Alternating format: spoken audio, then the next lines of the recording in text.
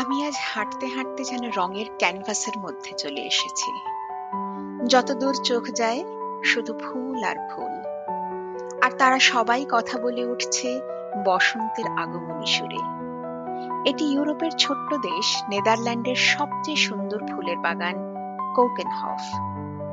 প্রত্যেক বছর এখানে সারা পৃথিবী থেকে বহু মানুষ আসেন বাগানের বিভিন্ন প্রজাতির টিউলিপের বাহার দেখতে আর তাদের রঙিন দুনিয়ায় হারিয়ে যেতে।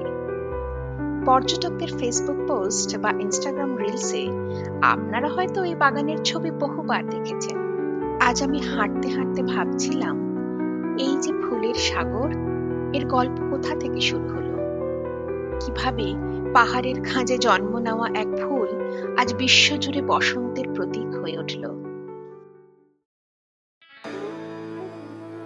শুরুটা হয়েছিল আজ থেকে কয়েকশো বছর আগে কাজাখস্তান আর উজবেকিস্তানের পাহাড়ে। মধ্য এশিয়ার এই রুক্ষ ভূখণ্ডে যত প্রতিকূলতাই থাকুক না কেন, বসন্ত এলেই পাহাড়ের খাঁজে খাঁজে ফুটে থাকতো এই ফুল। আর সেখান থেকেই এর গল্প ধীরে ধীরে এগিয়ে চলে, অজানাকে জানায় আর অচেনাকে চেনায়।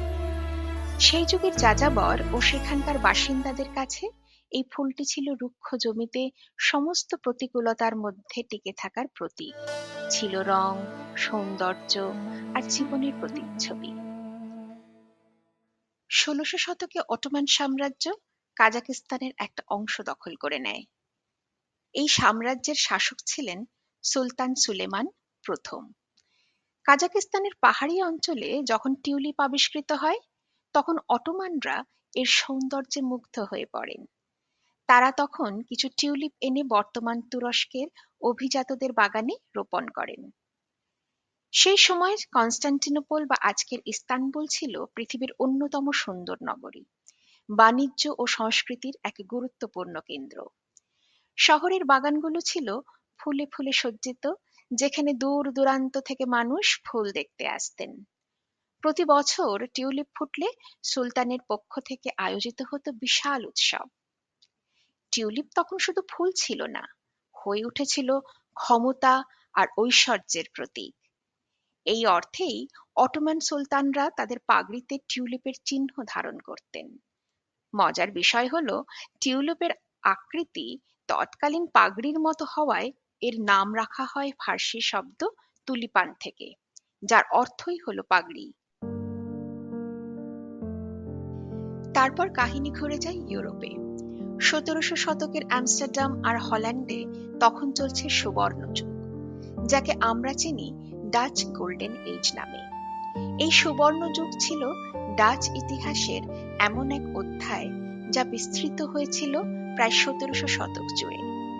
সেই সময় ডাচ বাণিজ্য, বিজ্ঞান এবং শিল্পকলা তাদের শীর্ষে পৌঁছেছিল। এটি ছিল তাদের অসাধারণ অর্থনৈতিক সমৃদ্ধির সময়। টিউলিপ তখন নেদারল্যান্ডসে আগমিত এক নতুন ফুল। সেই সময় ইউরোপে পরিচিত অন্যান্য ফুলের তুলনায় টিউলিপ ছিল সম্পূর্ণ ভিন্ন প্রজাতির একটি ফুল, কারণ তার ছিল উজ্জ্বল রঙের পাপড়ি।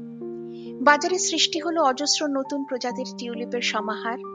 এই বিরল আর সুন্দর প্রজাতির ফুলের চাহিদা যত বাড়তে থাকে, ততই চড়তে থাকে তাদের দাম। অতি দ্রুত ধনীদের মধ্যে টিউলিপ একটি স্ট্যাটাস সিম্বল হিসেবে পরিচিত হয়ে যায়, হয়ে ওঠে অতি আরাধ্য একটি বিলাসদ্রব্য। এবং তাই এই ফুলে বাণিজ্য বিনিয়োগও বাড়তে থাকে। আমস্টারডামের ব্যবসায়ীরা তখন লাভজনক ইস্ট ইন্ডিজ বাণিজ্যের কেন্দ্রে ছিলেন, যেখানে প্রতিটি সমুদ্র যাত্রা থেকে প্রায় ৪০০% পর্যন্ত মুনাফা লাভ করা যেত। ১৬৩৪ সাল নাগাদ এই ফুলের বাণিজ্য পূর্ণ মাত্রায় এক অদ্ভুত অনুমান ভিত্তিক উন্মাদনার রূপ নেয়, যা ইতিহাসে পরিচিত হয় টিউলিপ ম্যানিয়া নামে। শুধু উদ্ভিদ বিজ্ঞানী বা ধনী ব্যবসায়ীরাই নয়, সমাজের সব স্তরের মানুষ এই ফুলে অতি আগ্রহে বিনিয়োগ করা শুরু করে। অনেকেই ধার করে, আগাম দাম আরো বাড়তে পারে এই আশায়। সেই সময় কিছু প্রজাতির ফুলের দাম অস্বাভাবিক উচ্চতায় পৌঁছে যায়। সেম্পার অগাস্টাস নামের এক প্রজাতির টিউলিপের একটি ফুলের দাম বেড়ে দাঁড়িয়েছিল প্রায় ১০,০০০ গিল্ডার্স, যা ছিল তৎকালীন সময়ে আমস্টারডামের বিখ্যাত ক্যানালের ধারের একটি বাগান বাড়ির সমান মূল্যের। এমনকি আগাম চুক্তিপত্রের মাধ্যমেও তখন টিউলিপ কেনাবেচা শুরু হয়। অনেক ক্রেতা ফুল হাতে পাওয়ার আগেই চুক্তিপত্রগুলো আরো বেশি দামে বিক্রি করার আশা রাখতেন।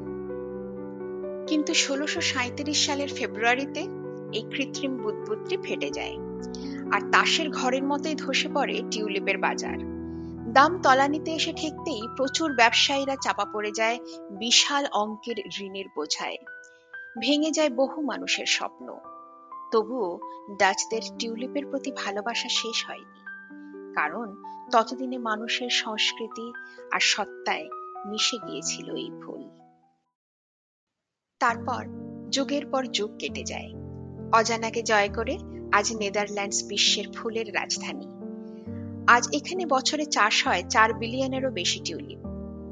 দ্বিতীয় বিশ্বযুদ্ধের সময় ডাচ রাজপরিবার আশ্রয় নিয়েছিল কানাডায়, আর যুদ্ধ শেষে তারা কৃতজ্ঞতার প্রতীক হিসেবে পাঠায় ১,০০,০০০ টিউলিপ।